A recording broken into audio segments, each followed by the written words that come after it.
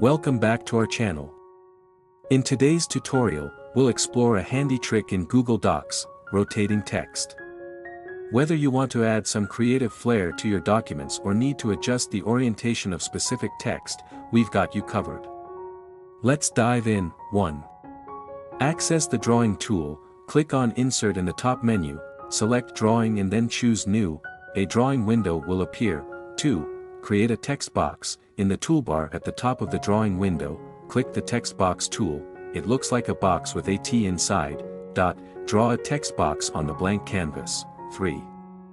Add your text, click inside the text box and type the desired text, adjust the font size, style, and alignment as needed. 4. Rotate the text box, look for the blue dot above your text box, click and drag this dot to rotate the text box to your preferred angle. You can rotate it clockwise or counterclockwise. 5. Save and insert. Once your text is rotated the way you want, click Save and close in the top right corner of the drawing window.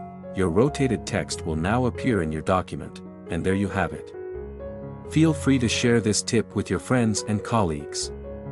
If you found this helpful, don't forget to hit the thumbs up button and subscribe to our channel for more useful tutorials. Thanks for watching.